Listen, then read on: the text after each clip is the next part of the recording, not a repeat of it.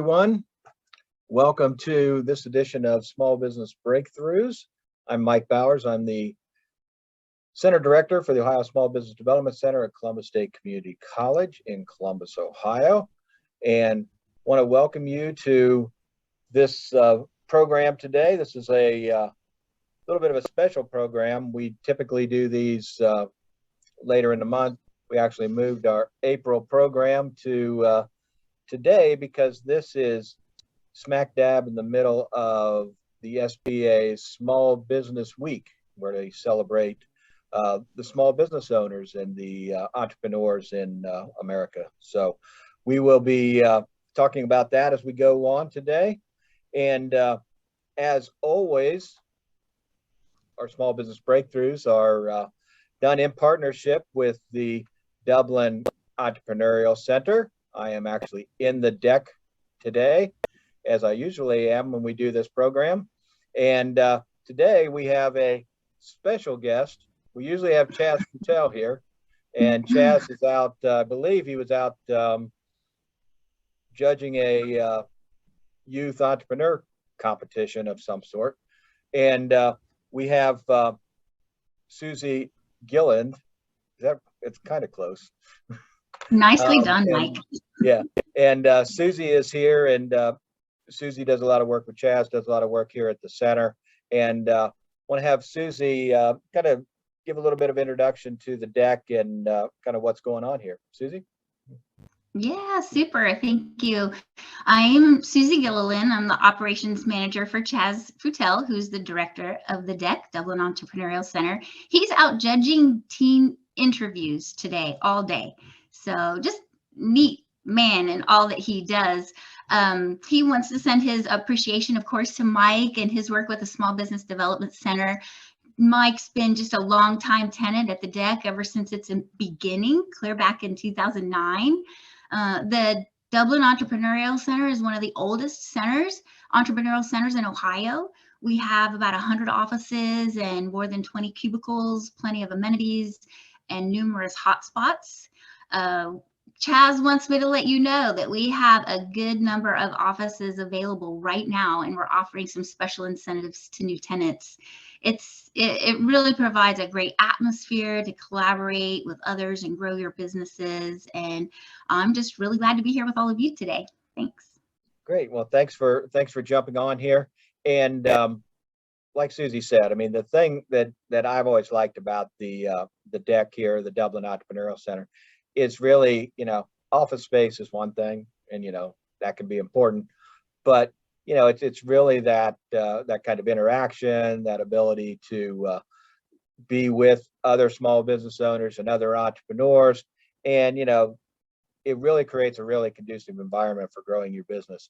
And I would encourage everyone to get a hold of Chaz or Susie here at the deck if you want to talk to them about what might be available. They have again, opportunities all the way from just hotspots where you can kind of come in and use the space to full-blown offices and different things of that nature. So I would highly encourage you to check that out and reach out, because again, it's a great environment for business owners. So I want to move on to our special guest, Everett Woodel.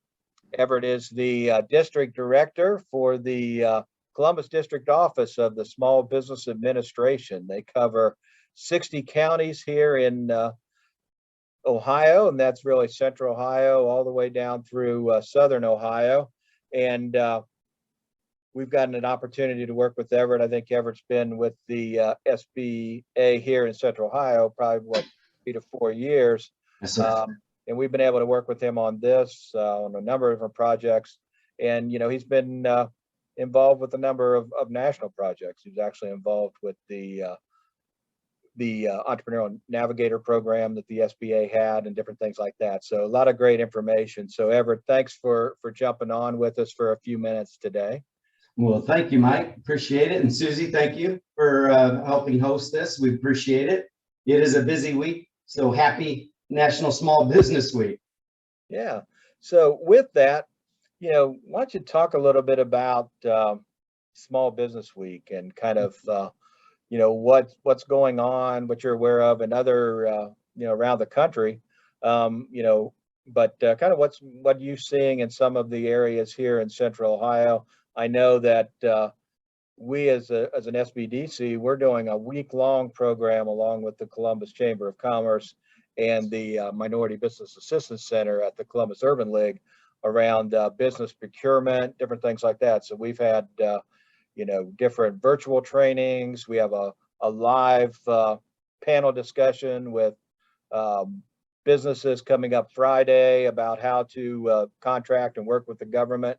But what else are you kind of seeing around, Everett? Yeah, so I mean, I think it's important kind of take a step back and explain and understand what National Small Business Week is, right? It's a storied tradition. It's nearly 60 years old. Presidents offer a proclamation every year, the first week of May, where it's really a time to honor those small businesses and to recognize them for what they do for us. For us, even locally, we have our own sets of winners. And you know what? I don't want to forget, Mike. I want to give you guys a plug. So we have our own small business owner for the district. We also then have a exporter, small business exporter, but we also have a small business development center that wins our Excellence in Innovation Award. And we present that every year. And if for those that are not aware on the call, the Columbus State Community College, SBDC, is the winner of our district's Excellence Award this year. So congratulations, Mike, to you and your team. We have an amazing relationship with you.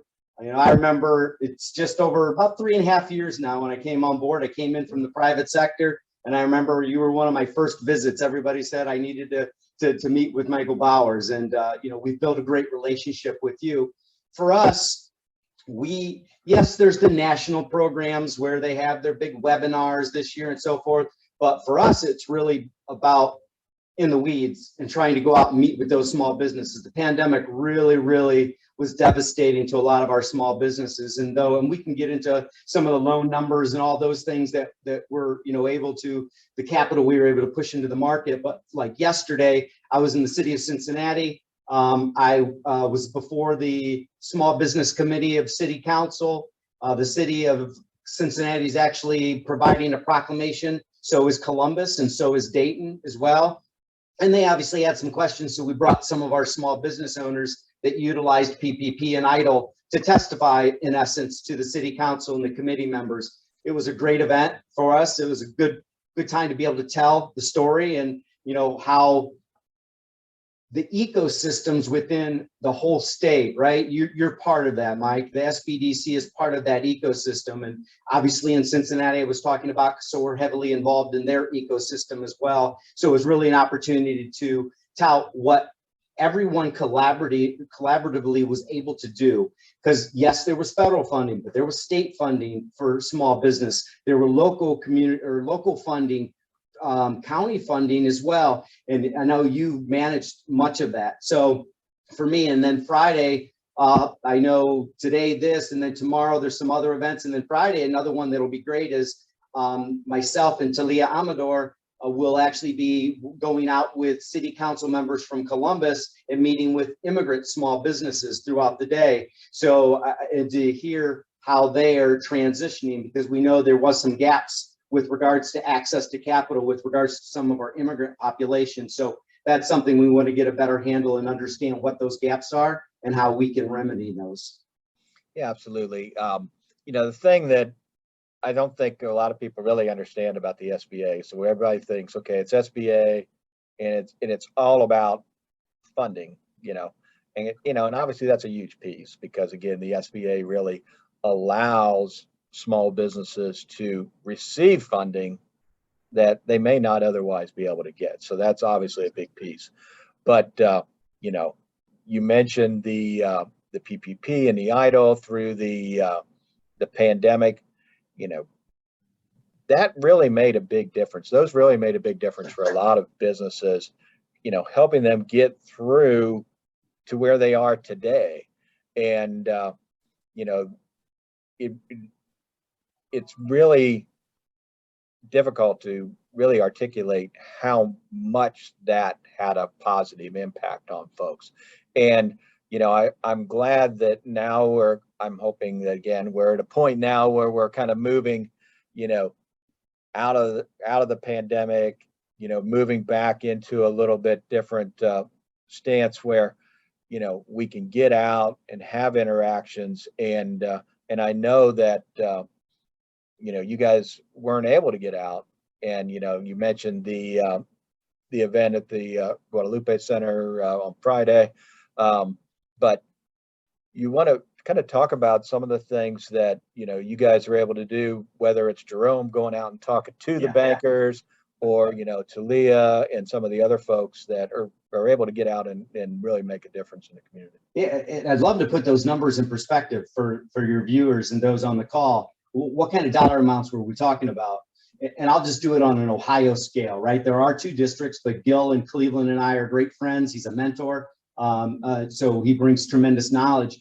On a PPP scale, it was genius that they utilized the 7A program because that was already a public-private partnership between the lenders and the SBA. So in Ohio alone, there was $9 billion that went out to small businesses, driving capital into the market. And then, of course, there was the EIDL, the Economic Injury Disaster Loans.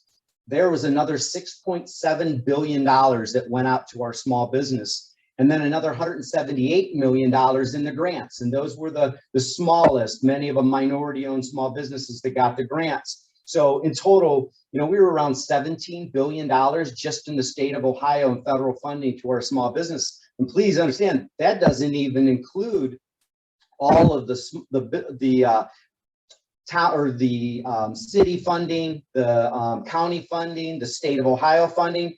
But for me, it was really important. And, while we did shut down for most part as a district director, I was kind of expected to be in the office and be able to be available. And I was. Almost every member of Congress in the 60 counties that we represent, even even the senators, they still did try to get out. And a lot of times during the implementation of PPP and the EIDL programs, they wanted us at the table when they were meeting with their small businesses. So I had an opportunity to travel around the state, even throughout the pandemic, masked up, ready to go. But, it was important that you were sitting in that restaurant, talking to them when they're shut down and they're based on turns and they don't have anyone there, right? And so EIDL was helping them at PPP. But I want to say this, 201, every single one said the PPP program really helped them survive the pandemic. And Mike, I know you and your team, you got the phone calls too, because Jerome and I would have conversations and, and I think that speaks to the ecosystem that we've built here in Columbus, that, the SBDCs, the chambers, the SCORE counselors, everybody worked together, and tried to help them. I mean, even ECDI, who is a microloan lender, jumped into the PPP to try to help some of our smallest business. And they did a tremendous amount of funding as well. So for me, that I just wanted to put those numbers in perspective because it's actually a grander scale than you might think on how much money was driven into the market. Absolutely. Absolutely. I mean, it was huge. I mean, I remember that March and April, even to May of 2020, it was a pretty wild time where, it was we a were rough all time. virtual, your team was virtual, but, none of us stopped working. I mean, it was, Zooms and phones and all of this stuff. I mean, I can't even imagine the number of calls. Bruce could probably tell you to the one, but I mean, I would say we had hundreds of thousands of calls. I mean, literally Easy. Just, hey, what can I do? How can I get through this? And luckily, again, the SBA was there to provide some support while everybody else kind of figured out, okay, what is it that we can do? So, so again, thanks to you and thanks to the SBA and your team, for all the work that you've done. I will tell you though, Mike, and we've worked with your office in that, and there were some things though, the pandemic did do a couple things though. Obviously many negative things to our small businesses, but we got a better understanding of some of our own weaknesses and the gaps in what we needed to provide. As EIDL loans were coming in and people were requesting those, we we found that there was kind of a disconnect on financials and understanding of cost of goods sold and some of those things that maybe we took for granted, that small business owners fully understood that. So our team quickly jumped in, and I know that you've been involved in your team as well. And it was financial literacy, but like a 200-300 level, right? Understanding operating costs, pricing, cash flow. Cash flow is so important. And how do you do a cash flow analysis? So it was a little higher level, but now we know we need to go back a little further, and then more of the entrepreneurial. Those are existing businesses that have that. So thank you to your team. There's a lot of partners out there that we work with, and first of all, we can't do it without you guys, period. SBA doesn't have the bandwidth to do that. That's why there is SCORE. That's why there is SBDCs, who are our partners at the highest level, right? It's not just local, right? You guys, do Ohio SBDC and headquarters for SBA work together all the time. So for me, the pandemic showed that we were an effective team and that all of these resource partners could work for the betterment of our small businesses because they were hurting. Absolutely, absolutely. Well, Everett, I want to thank you for jumping on. Want to wish you, your team, all the small businesses a happy Small Business Week. I know we still got a few more days here, so we want to thank you for jumping on here. I know that you're going to go straight to another meeting here for small business owners, but again, thank you for being here, and we appreciate everything that you and your team have done to support the ecosystem. Thank you all for allowing us to be here, and happy Small Business Week. Okay, thank you. Thank you. So we are going to move on to see, we have a special guest. Now we're going to move on to the stars. We'll move on to Stephanie Hall and Audra McIntosh. They are with the Goldman Sachs 10,000 Small Business Program. And this is a program that we as an SBDC have been involved in supporting since inception, actually since I think the first meeting where we were talking about it. And it's really, it's an amazing program, and it's done amazing work. So I thought it would be great to have Stephanie and Audra come on and talk a little bit about the program. So, Stephanie and Audra, if you're going to talk a little bit, tell me a little bit about the program, how it got to where it is, how it's gone over the last few years, and where you starting to see it going. Absolutely. So thanks, Mike, so much and Susie too, for having us on as part of the Small Business Week edition of the Small Business Breakthroughs. We're happy to share a little bit about the 10,000 Small Businesses program. So my name is Stephanie Hall, and I am the Operations and Outreach Manager over Small Businesses program at Columbus State. And like Mike said, so we are our Columbus program is located at Columbus State Community College. So we have been working very closely with Mike really from our inception in Columbus, which would be kind of back in 2019. So we ran our first cohort in 2019, and then the pandemic hit 3 months later.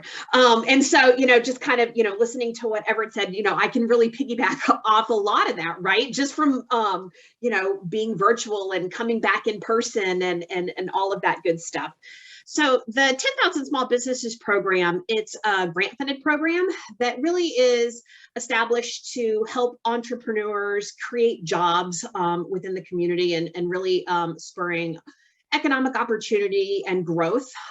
We are a educational program. So, we provide access to education, we have business support services, and then we work with folks around the community really to get a greater understanding around financial capital and that kind of thing. So we have partnered with, we've had folks come in from the SBA who have sat on panels as well as DEC.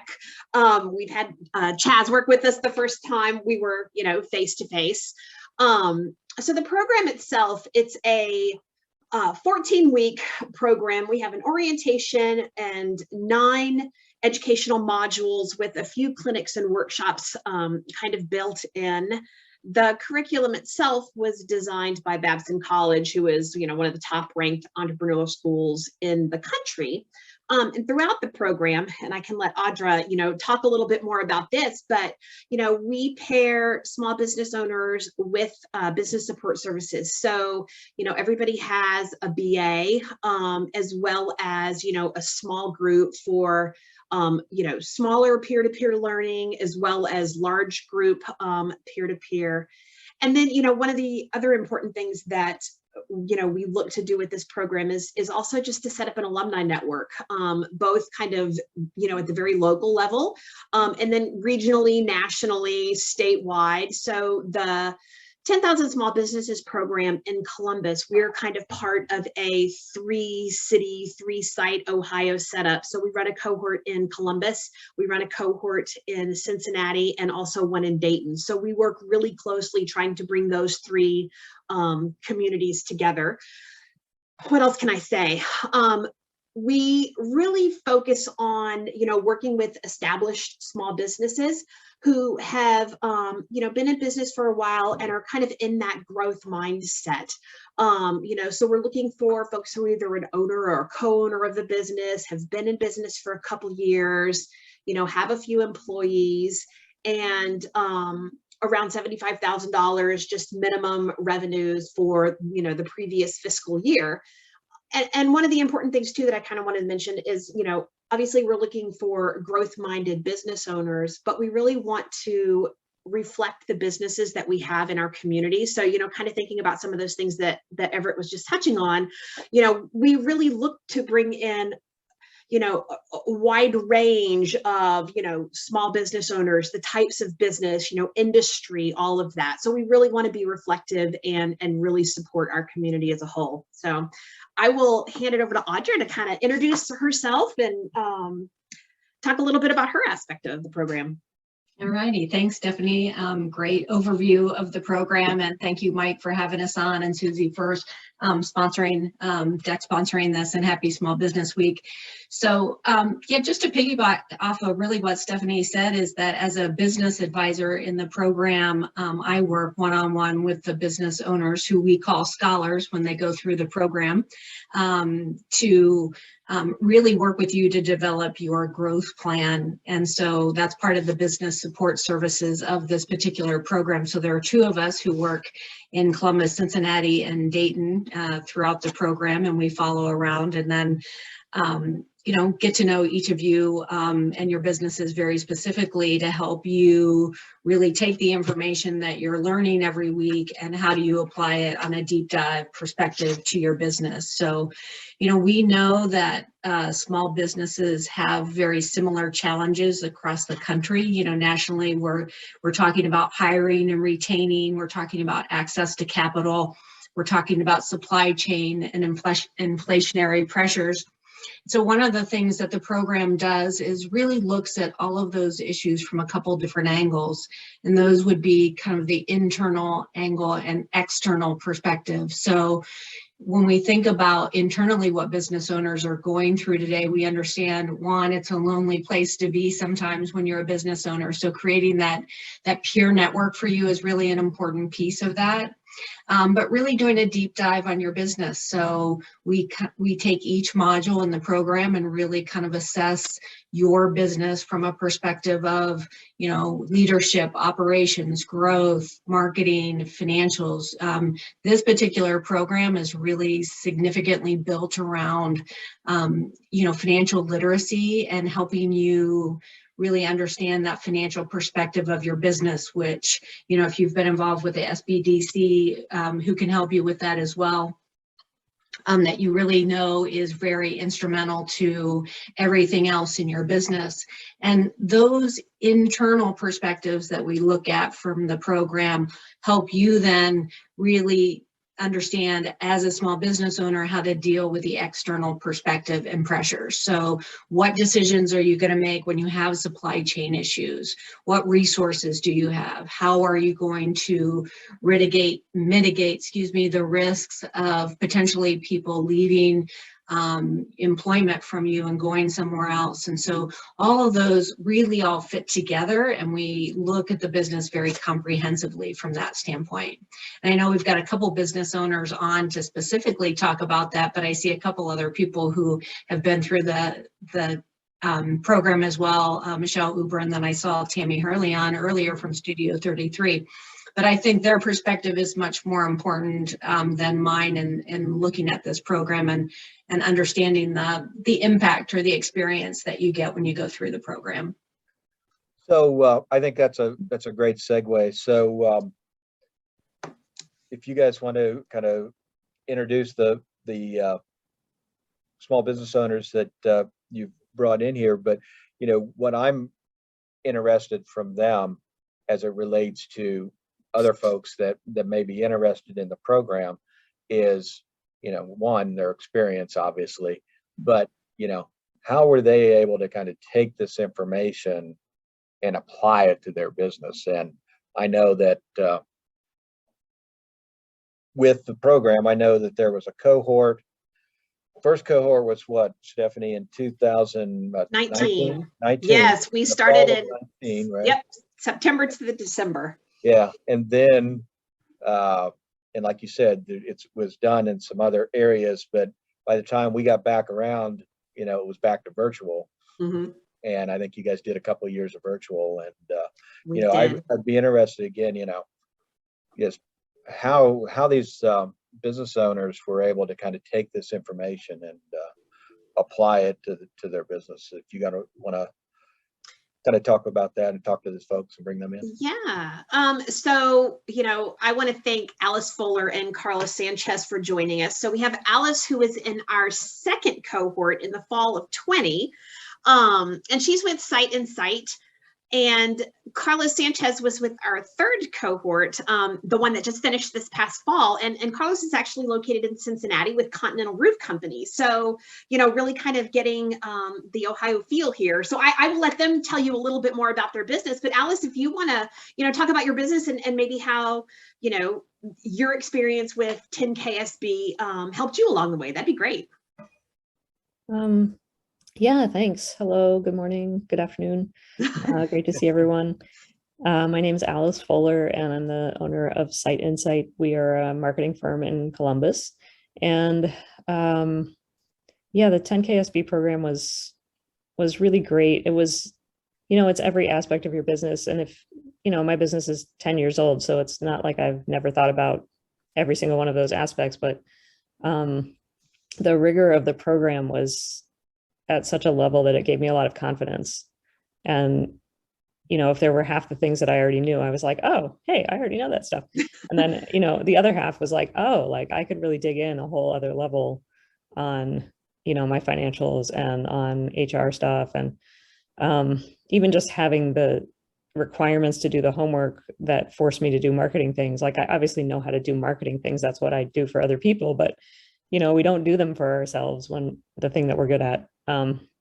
So having the structure of the program was really helpful in that way. And I know that I added a third person to my team right before 10KSB started, kind of inside the space of the coaching of like, why are you in this program? And I was like, oh, because like I could really grow and I'm scared to. And then I was like, oh, that's dumb. So then I just hired someone before it started, but I'm up to 10 now. So that's a pretty big leap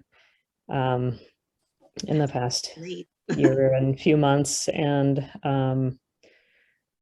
have also expanded in terms of a community engagement project that I've been working really hard on that has reached a big milestone. So yeah, so definitely a big cheerleader for the 10KSB program. Thanks, Alice. Appreciate that. And that's fantastic news. Congrats on that growth. Carlos, do you want to tell us a little bit about, the same thing, Continental Roof, and how, your experience in the program has really helped you? I know we were having a conversation yesterday, and so if you want to share a little bit of that would be fantastic. Sure. First of all, thank you for having me. It was an honor, first of all, to be a part of the program. My journey was a little more spiritual in that I contracted COVID through the middle of it, and I thought I was going to die. I probably wasn't going to, but I got pneumonia and all that. So I really, really felt couple of times like I wasn't going to make it through. So it was a little more spiritual. But as far as my business, I'm a roofing company. We do all sorts of construction, but roofing is my main bread and butter. It's the thing we do daily. And I've always told everyone, I know how to make money. I know how to sell a roof, put on a roof, and collect it. I don't know how to run a business. I didn't know how to run a business when I came into the program. And having learned as much as I learned was incredible. And I was telling them yesterday, owning a business, we all know that owning a business is like a roller coaster ride. And what the 10KSB program did for me is it taught me how to put my seatbelt on. That as long as I'm wearing that seatbelt, as long as I'm watching all my points that I need to be watching, that I'm going to make it through. Everything's going to be fine. And that's the big thing that I got out of this whole thing. Having come out of that, I completely cleaned house. I've gone through this whole renewal to the point where I'm remodeling the office right now. So we're getting a new office. I got rid of old people that weren't cutting it and bringing in new people. It's just kind of it's been a renewal for us. So it's a blessing for sure. Thanks, Carlos. You know, what I find interesting about the program, again, is that, you know, my experience working with entrepreneurs is that, especially if they've been in business for a little while, is sometimes it's difficult to kind of get them to want to do some sort of training program or want to be involved in a program like this or something like that. And, you know, I mean, I've known Alice probably for the 10 years she's been in business, if not before that. And, you know, her and I've, you know, known her to be a good business owner. And, you know, for her to come in here and say, hey, you know, this has been really helpful. And then, you know, the point of actually moving from, you know, really 2 to 3 employees to now 10 employees is a huge Fantastic. jump. And, you know, Alice, you made a point that, hey, I know some of this stuff, some of this I don't, but sometimes it's important to kind of just bring it back to a conscious level. So you may know it, but to hear it again, oh yeah, I should probably do marketing for my own firm. Yeah. Right. Yeah. And just having more confidence about it has made a difference when different decision points come up. So I've been working with someone who was interested in partnering with me, and I had no hesitation about how I was going to structure it. I think in the past, you know, I had someone and I almost gave them half my business, which would have been a total disaster in hindsight. And so I knew not to do that, but I also had ideas of other ways to do it. So I was like, oh, we'll just spin up a subsidiary LLC and we'll share in it 50-50. And so anything new that you bring in, we'll split. And my team will do the fulfillment and we'll track our time. And because of 10KSB, I have a better idea of what that cost of fulfillment actually is. So we can subtract that from the revenues. And I just felt very confident talking about it. And like, this is how it's going to go down. Is that okay with you? And then there came a point where I was like, okay, here's the buy sell that I created. Like, you know, all these things that we're dreaming about that are going to be awesome. And you're going to bring in all these revenues. Like, that's great. But like, this is step one. And he just like wasn't signing it. It was, I just didn't do anything else, you know? And so it got to a point for him where like he needed the revenues and was like, well, what about this? Or what about like a company credit card? And I was like, look, you didn't sign the thing, like sign the thing. And so finally we got on a Zoom and I was like, let's walk through the whole thing. There's nothing in here. I have nothing to hide. I'm not trying to trick you. This is just a document. Like, I'm not going to do anything if we don't have an agreement. And finally it got done. And then like, the next day, like open the floodgates. I'm going to do the 14 other things we talked about immediately. But I felt so good about knowing what I needed to do and not do. And I could really hold my ground and just say like, hey, yeah, let's do all this great stuff together. But after you sign this piece of paper. And I feel confident about the business structure we created. And I knew who to ask, like, are we a partnership or an LLC or, a multi-member LLC or a limited partnership? It's just, I just asked the right person, got the answer back, and it was done. So. Yeah, absolutely. Carlos, I have a question for you. So you're from Cincinnati, so, I don't know you, but what was it that kind of prompted you to apply and want to get in the program? Did you kind of have to what made you want to do this? Because again, I know for a lot of existing entrepreneurs, it's not a matter of, oh, here's something, I'm gonna go sign up. You've got to kind of say, hey, this would be valuable to me. What was it for you that made you want to be part of this program? I think the biggest thing was that I was growing so fast that I didn't know what to do. I was growing to the point to where I had to deal with HR issues. I had to deal with, looking at financials, things that I just wasn't used to doing. And that was the big thing. I had applied once and I was denied. I don't know why. I'll never find out. But so the next time around, they emailed me. I don't know if it was Stephanie. I don't remember exactly, but they said, would you like to apply again? I'm like, no, you guys denied me the first time. I'm too busy for this. And they said, we really think that you would benefit from this. And, again, I'm a firm believer in there's a season for everything. And at that moment, I thought, okay, this is supposed to happen. This is supposed to happen this time around. And it was everything that it was, hyped up to be. It was an incredible thing. Meeting business owners who are going, because like you said earlier, you feel like you're on a boat by yourself, out in the middle of this ocean with no help. Meeting business owners that are struggling with the same things that you are was just eye-opening for me. It's that proverbial in the weeds. I was so much in the weeds that I didn't even know I was in the weeds. So seeing that, hearing that, connecting with these folks. I have somebody that's got me listening to Anna Karenina on Audibles. That doesn't never happen. And that was from 10KSB. I would have never have done that otherwise. But it's just been an incredible journey for me because it's opened my eyes. And it's taken the fear factor out of running a business. It's taken it out, completely out. I'm just like Alice said, I'm a little bit bolder about what I'm doing, a little more intentional. No more of this him-hawing. But the biggest thing was that growth was taking me to a place that I was very, very scared to go. I didn't know if I knew what I was going to be doing, and this was huge for me. Yeah. So, Audra, you're working with these folks. You got, you're rolling your sleeves up and working with them. Carlos talked about, here's a business that's growing, and we've all heard of businesses that actually grow themselves out of business if they're not careful of what's going on. Audra, what do you see? What kind of entrepreneurs typically are you seeing in this program and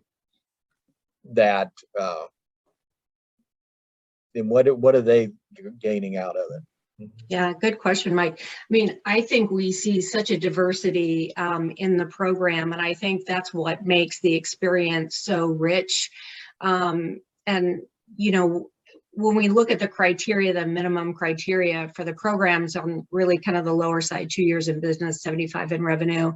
And that's a much younger stage company. And then we've had those that have been in business 20 plus years, $14 million, hundreds of employees. So, it really can run the gamut. But what really I see business owners get so much out of it is that the diversity of thought, the diversity of ideas, the diversity of experience really lends itself to everybody learning in a way that is so transformational. And so if you think about those that are just starting out that maybe, still have that, full on entrepreneurial risk taking, I'm just doing it. And the business owner who's been in business a lot longer, who is just feeling, maybe just a little stuck, gotten to a certain point, not sure what to do next. The growth has happened, some growth has happened, not instrumental growth.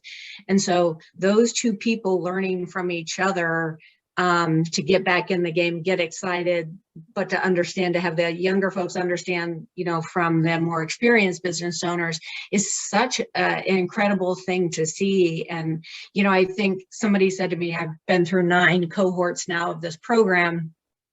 Somebody says, don't you get bored like sitting through this every single time? And I mean, in all honesty, no, absolutely not. What you see every single day happen when we're all together, and even in the online, is just that whole perspective of those aha moments that come up, right? And you can see it in people as they're working in their groups and as they're working as a larger cohort, and those aha moments that really come up, and that support system that's created. 86% of our scholars do business together, and typically that's happening within the second week of the program, which is crazy. And if you think about 12,000 scholars nationwide, think about that network of people who, you know, are there and available for you to learn from, grow from, do business with, and just, you know, scale your business. So. Yeah. Absolutely. So I wanted to kind of see if, one, I want to see if Bruce is paying attention. So I'm going to go to ask Michelle Uber, who's on here. Michelle, if you'll take yourself off of mute. So you are involved with the program, and you're involved with the SBDC. So you've used some different services and things of that nature. What were your experiences with the program? I loved it. I think the main reason that I wanted to do it was to make sure that I didn't have any holes in my systems, and I found out I had a lot of them, and some that I had most of the information but never got around to completing it. So this gave me the opportunity, a very focused time to work on each of the different areas of the business. And it was crazy. It was a lot of work, but it was definitely worth it. And I have done business with other scholars. So yes, that does happen.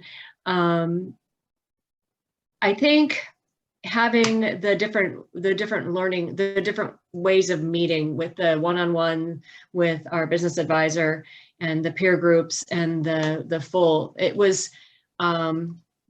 it gave you an opportunity to really deep dive into each of the subjects and learn those personal, learn the personal things that other people are facing, the struggles that they have with their business, and even some personal stuff, because as a business owner, a lot of our personal lives are in the business as well. So to see that it's okay and that other people are having that same thing happen, was reassuring. I've been in business a long time, and I still seek out the help of my SBDC and SBA and my cohorts. So there's a lot of good stuff that happens with it, in the fact that they have support even after the classes through the app really makes it a worthwhile experience.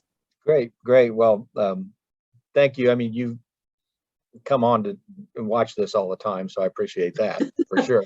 And obviously, Michelle's also been involved in speaking at some of our programs and sharing her experiences and things of that nature as a successful business owner. We appreciate that.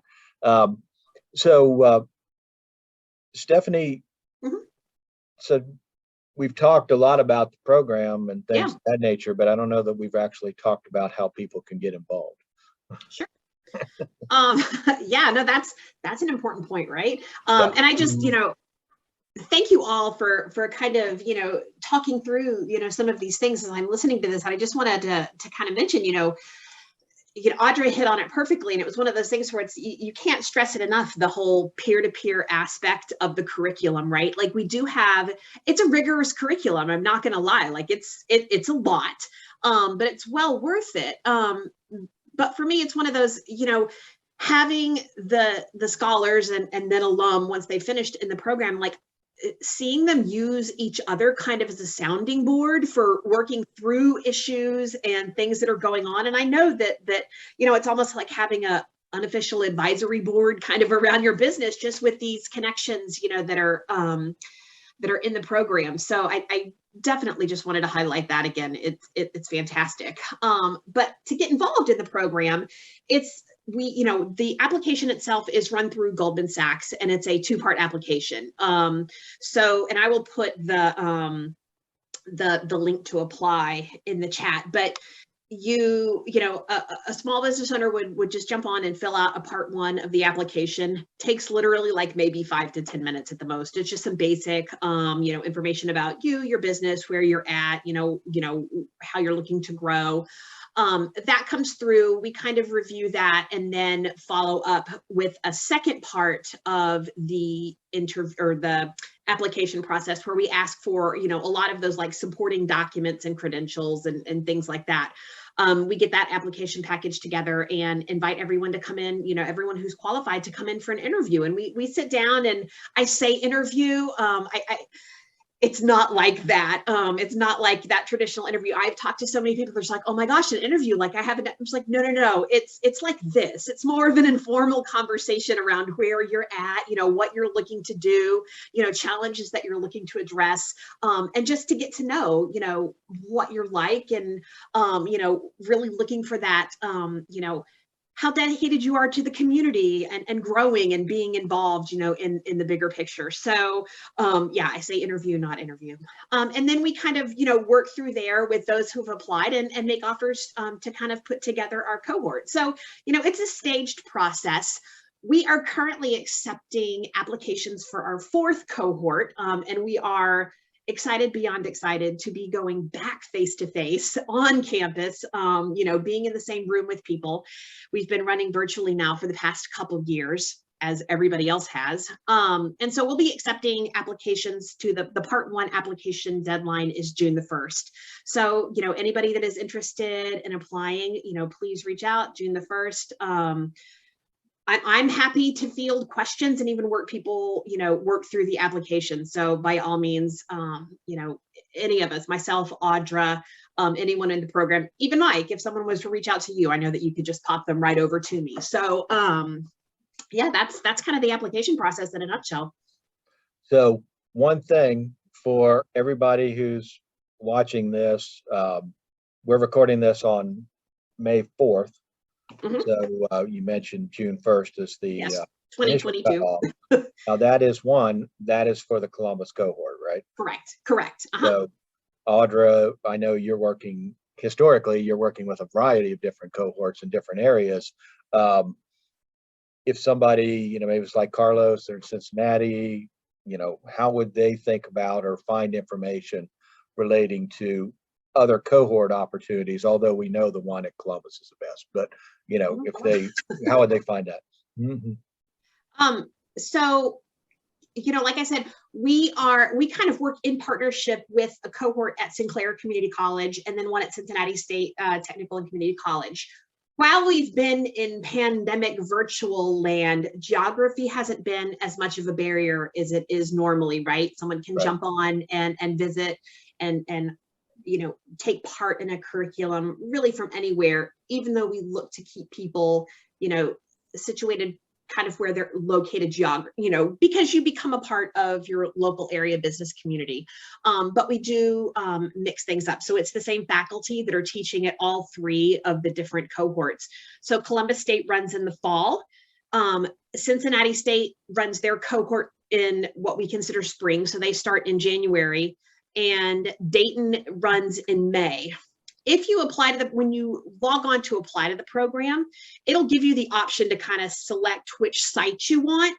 But I work very closely with my counterparts at Cincinnati and at Dayton. So if I, have applications that funnel into me that, are from somewhere else, I'm like, hey, this person, let's reach out and see, because there's a number of people who might primarily do business in Cincinnati, but have an office in Columbus, or they're looking to expand in that market. So there's, all different reasons why somebody might want to attend a cohort in a different city.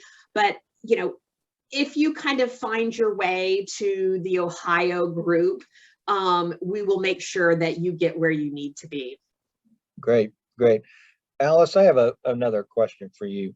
How did you, and what recommendations would you have for folks? How did you balance, I got to do the homework, I got to do my work. And I know with you're also involved with Elevate Northland. So, your volunteer opportunities to support the community and things. How did you balance all of that stuff through this program? Because I know a lot of folks may say, hey, I'm interested in doing this, but I just don't have the time. Yeah, and don't forget I'm raising 2 high schoolers and training for an Ironman. So Yeah. yeah, I think it's like a question of having the right people in the right seats on the bus, but it's also something I try to be mindful of is, am I working at my point of highest contribution? Am I doing things that other people can't do, that uniquely I can do? If I'm doing something that someone else can do, like reconciling my bank account against QuickBooks, then I must find a way to stop doing that. Like I have to generate revenue to pay a bookkeeper. If I'm doing things like that make me crazy, like setting up, scheduling meetings with 5 people, like I hate that. So I have a virtual assistant through Intelligent Office, and those things all cost money, but it doesn't make any sense for me to do things that other people can do equally as well as I can. It only makes sense for me to do, like, I think one of the things about 10KSB is shifting your mindset into, like, you are the actual leader of an organization. People are looking at you like you know what you're doing and you're the leader. So I really had to accept, like, it is not okay for me to spend time on clerical tasks anymore. Like I must be doing things that I am uniquely qualified to do. And whether that's creating a vision for economic development in Northland, or figuring out how I'm going to hire someone to take on this client project that's like really special. Like those things are about me, the relationships I have, the skills I have, my background, my passion. And if it's not that stuff, if it's just like drudgery, then I can't do those things. And I think the way to do that is like take on, well, okay, this isn't the way for everyone, right? But this is the way that I do it, Yeah. which explains why I do all these crazy things at the same time, is to take on so many of those things that I'm passionate about and uniquely qualified to do, that there is no room for the other thing. Like I can't fit it in. Like, sorry, I was on the bike for 4 hours this morning and picking up my kid at 1:15 and, doing a couple meetings for Elevate Northland. And I had my, checking in with my clients by email. So there isn't space for any stuff that someone else can do. And therefore it gets forced. My hand is forced by basically taking up all my space with the things that I'm passionate about and that I'm uniquely qualified to do. Absolutely, that's great. Great perspective. Carlos, what were some of the perspectives that you gained? What are some things that you learned that you were able to apply to your business that you didn't even think about prior to getting into this program, or you thought, hey, I got it all covered, and then all of a sudden you've learned something else and thrown it in there? Sure. Well, a lot of the obvious things I mentioned before that I didn't know a whole lot about HR, managing employees, those type of things that were a drudgery to me. Learning to be able to assign, just like Alice was saying, just learning to be able to assign duties and projects to people that can handle it, and it allows me to get out and do what I love to do best, which is sell, which is bring in more business, which is networking, the things that I enjoy doing. It freed me up to do those things. It freed me up to be able to get out and do the things that generate income, generate revenues.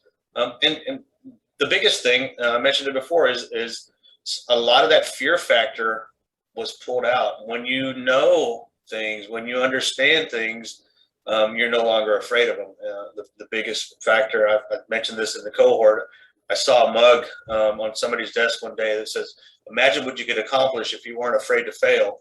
And that just stuck with me. And that really resonated me through this cohort, because what this cohort did is it allowed me to venture out into those things that I would normally be afraid to do for fear of failure, simply put. Absolutely.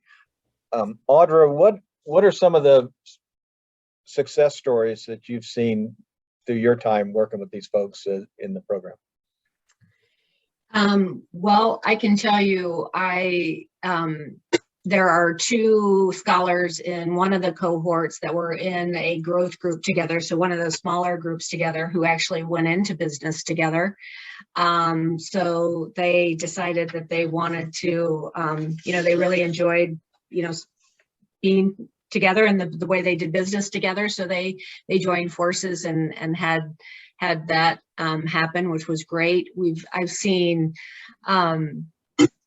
had one of the scholars who took on a big project and hired, some new people to join the team, which was phenomenal to see and really took off with growth. I've had just recently, there were a couple scholars that got rid of some people in their organization, and some of them were family members. And part of that was just about really re-understanding their business and their motives and their, desires of how to grow the business. And so, as Carlos talked about seasons, he and I talked about this yesterday. It's like, employees too have their seasons with you. You have seasons with people and partnerships, and sometimes you have to evolve those. So we've seen a lot of people take, a lot more significant steps toward really solidifying their foundation and their culture and the people that they bring in, and being very intentional with that. So, and the business growth, just personally, I think with a lot of the business owners, has been phenomenal to see. Kathy Warnick, who was in the program, who some people might know here in Columbus. So Kathy's great. She just outgrew her space.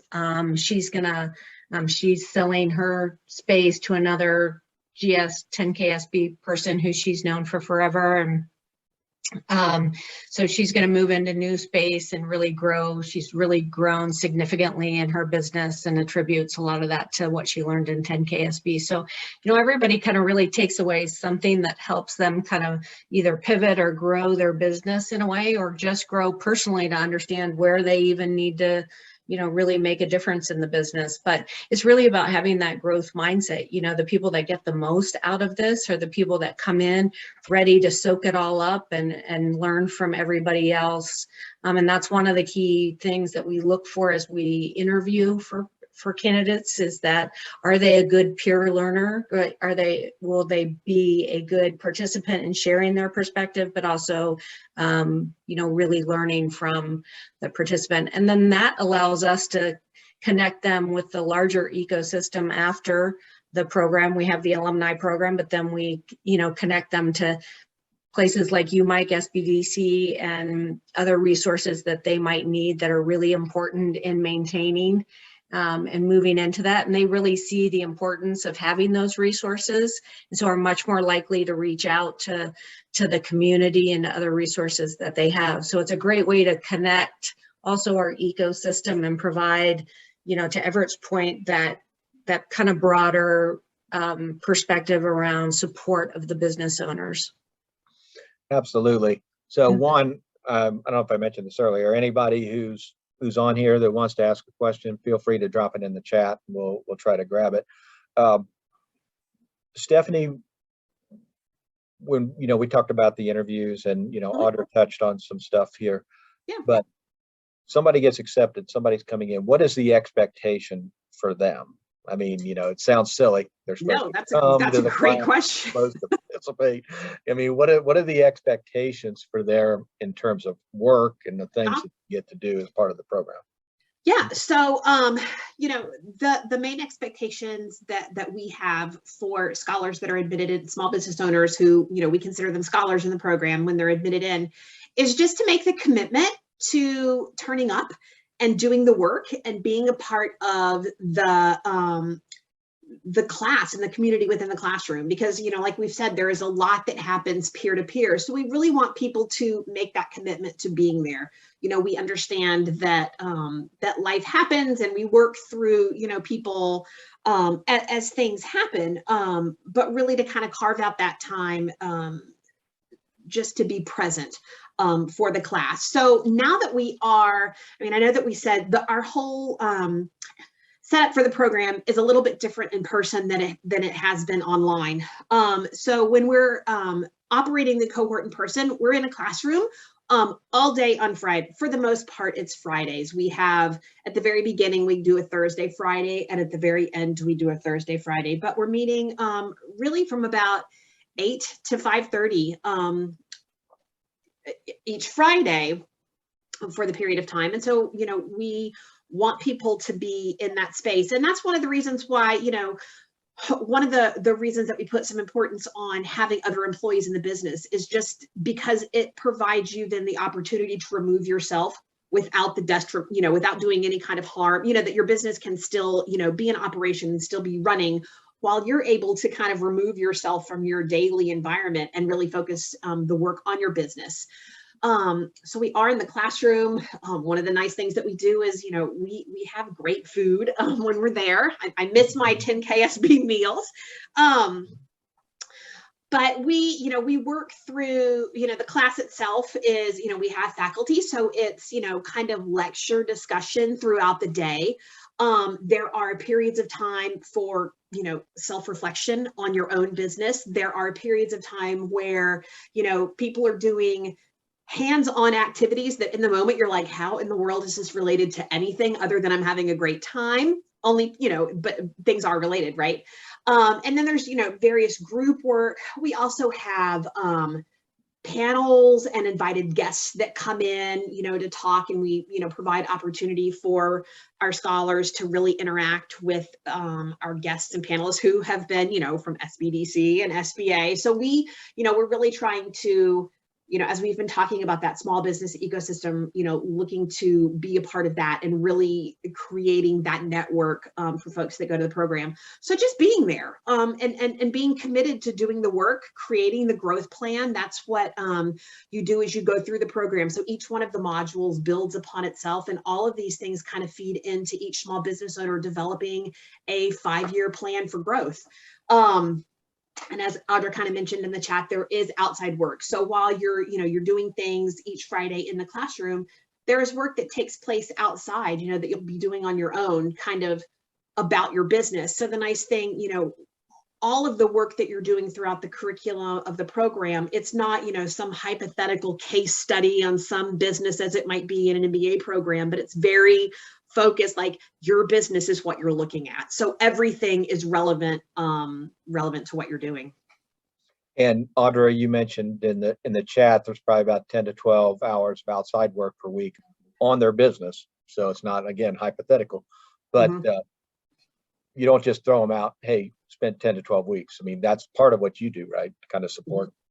Yeah. I work with, I meet with business owners every week, and we talk about, hey, here's what we're taking from the module this week, and how does that apply to your business currently? And how does it apply to this growth opportunity for you to scale your business? What does it look like in existing business? What does it look like in scaling? And we talk about how that fits into the growth plan for their business. So, and then just offer them support in, you know, ways to, you know, maximize their time in the program, ways to get through some of the issues they might be having just outside of the program that relate to them, you know, working in the program. And so, you know, we really relate to them on all levels of their business, and the personal part about getting all of that done. So really, I always like to call it the guide on the side. We're not the sage on the stage. We're the guides on the side. That's what I think, you know, your team does too, Mike. You know, you're there to support your business owners through,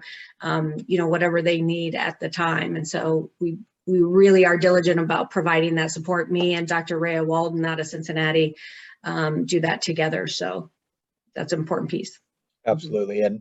And Stephanie alluded to it, but I want to be really clear to folks, you know, if I'm watching this and I hear whatever you said, 8 to 5:30 in a classroom, I'm like, you know, just kill me now. I'm not going to do that.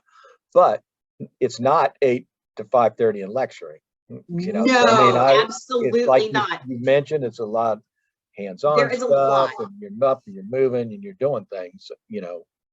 Yeah. There is, it is one of those things where, you know, the days are long, but you're just like, where did that day go? And there's so many, it absolutely is not, nobody wants to lecture for that long and nobody wants to listen to a lecture for that long. And that's not helpful anyway. It's a lot of, just talking and small group activities and coming back together. There's, like I said, there's guests, there's panelists mixed in. We have people get up and do fun activities throughout the day that all kind of relate back to the general theme of whatever curricular module it is that we're talking about in that moment. There's so much, and there's also, I mentioned, we have, breakfast, lunch, snacks, so there's break times built throughout in there too, but it's a lot of like work packed day, but it's a lot of fun. Yeah, absolutely. Bruce, make sure that we find out when the breakfast and the snack and lunchtime classes so we can go up. Yeah, I'll send you an invite. There we go. And the one thing we haven't mentioned, I know the answer to this, but you haven't mentioned it yet. Yeah. How much does it cost? Zero. Right. So it is the only thing that we really ask of the scholars that come, small business owners that come into your program. The cost is really just dedicating your time to working on your business. It's a completely grant funded program, so there is no outward cost to any of the participants. All of the materials and technology pieces that go along with it are all provided by our program. So yeah, it's great. Yeah. Nothing to lose. Absolutely. So one, I'd encourage anybody who's interested to go and check it out. It's like Stephanie said, you're kind of going in and you'll be able to see kind of what's going on in different areas and different things like that. So I would encourage everybody to go check it out, see if this is something that they want to apply for. The other thing I'd mention to folks too, so if we have folks that are on here today that are interested or are watching this on YouTube that are interested and you don't quite meet the qualifications for it, maybe you don't have the revenue yet, or you're kind of on your own, one, as an SBDC, we can help you get to the point where you can be part of this program. If you, get declined, Carlos said, doesn't mean you can't come back because he did that. Same deal, let us know. We can support you in those types of things. If you say, hey, I really want to do this and I got to, decline this time, I'm not sure why, but that's fine. We can work with you, help you along. And obviously SBDC services are no out of pocket for the folks either. So, it really all lands on you, whether you want to do this or whether you want to be involved. But there is a lot of support. There's a lot of support there's a lot of support during the program, and there's a lot of support afterwards. So if this is something you're interested in, I'd highly encourage you to check into it. You can reach out to Stephanie and she can answer any questions that you may have also. And one of the things I want to do, so we're going to wrap up here, and I want to ask Alice and I'm going to ask Carlos. This is my ending question. So hopefully Stephanie prompted you guys a little bit on this, but at the end of the session, I always ask. So for the folks that are here, or the folks that are listening to this, what's one thing that you would recommend? So as an entrepreneur, what one thing would you recommend to the other entrepreneurs that's been successful for you that you would recommend that they do between now and midnight that could help them with their business? Alice, you're a marketing expert, so I'm sure you're going to have something good here. Thanks for your confidence. Yeah.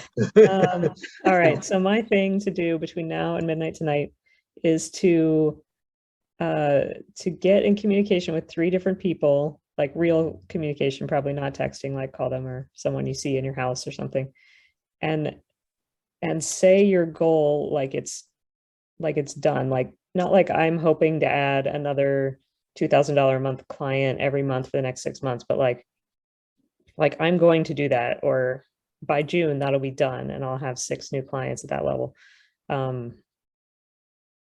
So say it to people who can hold you accountable, not to like your dog, right? Yeah.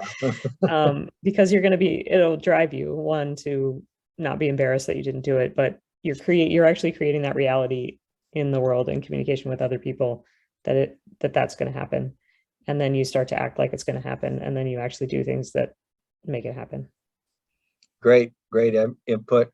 Carlos, what are your thoughts? What would you recommend somebody do? I would recommend to go with your gut. We're all business owners. We did something that's not common. We've opened up a business. We've decided to try to survive in this crazy world, especially now with the pandemic. Go with your gut. There's a lot of things that you've gotten you to where you're at now, and your gut was probably the number one reason. Don't pull the trigger on those things that you're vacillating on. I think that's what the biggest thing for me is. Go with that. Go with your gut. Great advice. Great advice. Stephanie, any final comments? Sorry, unmute myself there. So I can say the one thing that people should do between now and midnight to help their business is to go to 10ksbapply.com. Selfless plug, right? Come join our program. But no, thank you all for having us on to talk a little bit more and really help us be a part of the ecosystem to help small business owners grow their business, and it's all fantastic. And thank you for everything you do, Mike. I've, like you said before, and I just want to kind of reiterate that, even if you don't necessarily meet all of the criteria for our program, I highly encourage you to still apply. What that does is it puts you kind of in our system, in our pipeline, and on our radar. And it's also a way for me to then, I've got your information and I can say, hey, gosh, you're almost there. I've got some great friends at the SBDC who've got programs going on to kind of help you get, to get where you need to be and reapply next year. So, it's a continuum there. And so, like I said, apply. There's nothing to lose and everything to gain, right? Yeah, so absolutely. Thank you. Absolutely. Audrey, you mentioned something about a networking event coming up. Yes. Yeah, we're going to have a networking information, kind of an more networking session. Really, we'll have alums there. We'll have businesses, partners are welcome to join us, those that could refer people. So we're getting the word out. Excuse me, now it's going to be at Mitchell Hall, which is great. If you've never been there, it's just a phenomenal space. We're going to have it in one of our really cool rooms in Mitchell Hall. And so we would invite all of you to attend. It would be great to have you. So let us know. We'll send you the event link. Absolutely. Yeah. I'd be happy to send you all the link to the event. I can work with Mike to get some contact information. Sure thing. So this is May 19th, 4 to 6. Correct. Mitchell Hall at Columbus State. So great opportunity to go and actually physically meet folks and have some conversations, get some questions answered, and get you the information you need to get you off the fence and applying. So with that, I want to thank everyone that participated today, and thank Everett for jumping on here earlier. This is the SBA's Small Business Week, and we want to acknowledge all of the small business owners that we deal with as an SBDC that have gone through these programs, like the 10,000 Small Business Programs, and other folks that we come in contact with, because you guys are really making a big difference. You're making a big difference for the community, and we appreciate your work. We appreciate everything you do, and we are here to support you because, again, you guys are the rock stars, and we want to help you out. So with that, again, I want to thank the Dublin Entrepreneurial Center, Susie, for jumping on here today, for Chaz, and everybody else, Stephanie and Audra, and then Alice and Carlos and Michelle. So wanted to, again, appreciate everything that you guys are doing. and look forward to seeing you next time. Thank you very much. Have a good one. Bye all. Thank you.